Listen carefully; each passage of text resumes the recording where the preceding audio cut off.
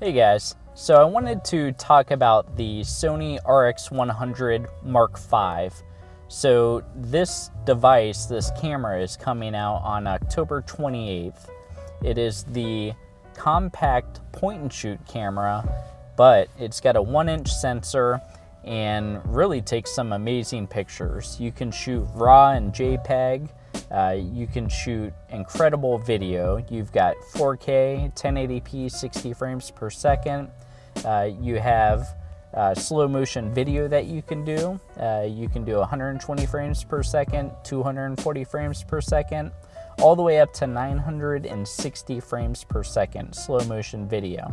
So at the high end there, you are going to see a drop down to 720p, but this does give you a lot of flexibility in a very tiny package. Like I said, that's a 1-inch sensor, so this camera really is so small that you can fit it in your pocket. A lot of you have seen the RX100 Mark IV, Mark III, Mark II.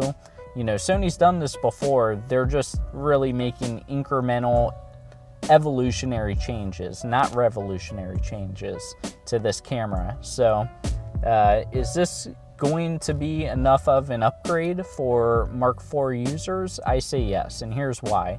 They really introduced the fastest autofocus in the world, according to Sony.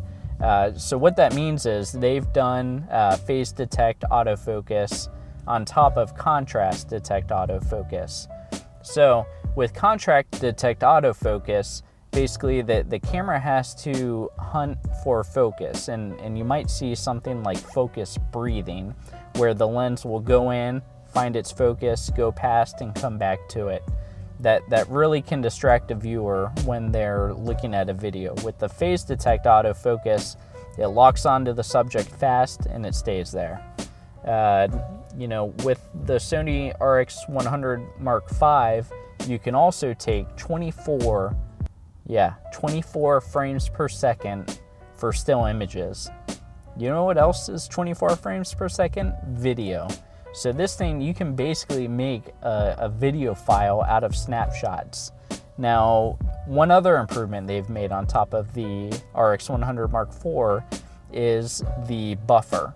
So when you're taking 24 frames per second, you can hold down that shutter button and just keep on snapping pictures so fast, so many pictures, and your buffer's not going to fill up. Why is that important? Well, when your buffer fills up on the A6000, A6300 for instance, you can take 11 frames per second of pictures, and then that buffer fills up, and you have to wait for that memory card to kind of catch up right to the card, even with a fast U3 card, and you can miss shots that way.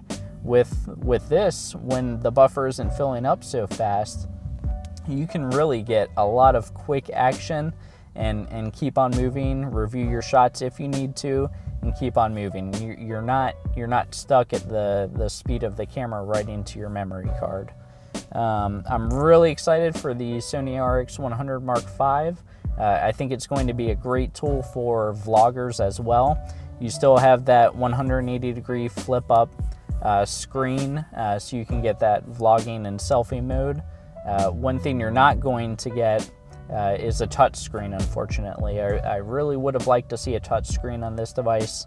Sony users, you know what I mean. If you wait 6 months, they might have a Mark VI version out with a touch screen.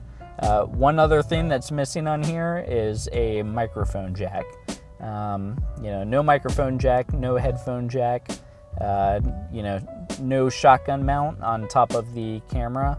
But again, this isn't designed to compete and be a Sony A7R Mark II and be a good videographer tool in that professional sense for you to monitor audio and get that external audio.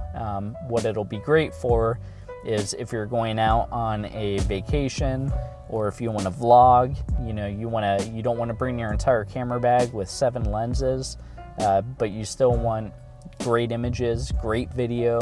You want that 4K. I think this is going to be a great option. So, you know, take a look at it when it comes out, October 28th, and I think we're going to be highly impressed. So I'm looking forward to it. Thanks for watching. We'll see you on the next one.